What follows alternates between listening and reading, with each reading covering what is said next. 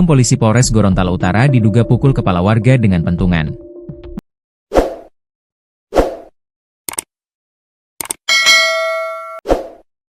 Akibatnya, korban bernama Ismail Anyo mengalami luka berat hingga mendapatkan 8 jahitan di kepalanya.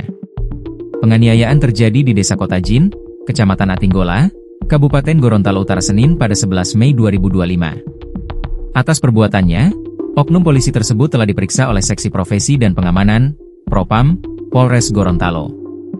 Menurut Kasih Humas Polres Gorontalo Utara, Ibtu Hirsala Bajo, pemeriksaan terhadap oknum polisi tersebut dilakukan untuk mengumpulkan keterangan. Yang bersangkutan juga telah diperiksa untuk dimintai keterangannya oleh Si Propam Polres Gorut, ungkap Hirsal dikutip tribungorontalo.com, Sabtu, 17 Mei 2025. Hirsal menegaskan, jika terbukti bersalah, oknum polisi tersebut akan ditindak tegas sesuai dengan hukum yang berlaku di internal kepolisian. Kami akan memanggil saksi-saksi yang melihat langsung kejadian, tambahnya.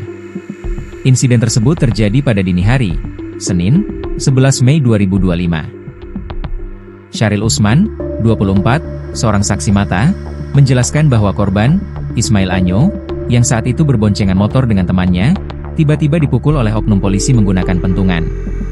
Korban mengalami luka berat di bagian kepala dengan 8 jahitan, kata Syaril. Ia menjelaskan bahwa pengendara motor berhasil menghindar, namun Ismail yang duduk di belakang tidak dapat mengelak.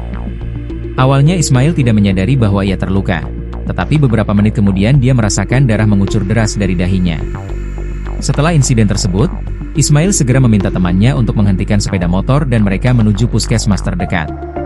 Syaril menduga bahwa insiden ini dipicu oleh keributan antara pemuda antar kampung yang terjadi di area pasar malam Desa Kotajin sejak Kamis, 8 Mei 2025. Pihak kepolisian, dalam upaya membubarkan massa, menggunakan peralatan seperti pentungan kayu pemukul. Keributan antara pemuda antar kampung kembali pecah pada Sabtu, 10 Mei 2025 malam. Syaril menyayangkan tindakan represif polisi saat membubarkan massa. Ada rekaman video CCTV menunjukkan sejumlah anggota polisi terlibat kejar-kejaran dengan para pemuda. Akibatnya, setiap pengendara yang melintas di titik konflik terkena imbas, termasuk Ismail. Setelah kejadian ini, masyarakat setempat mendatangi Polsek Atinggola untuk menuntut pertanggungjawaban terhadap pelaku.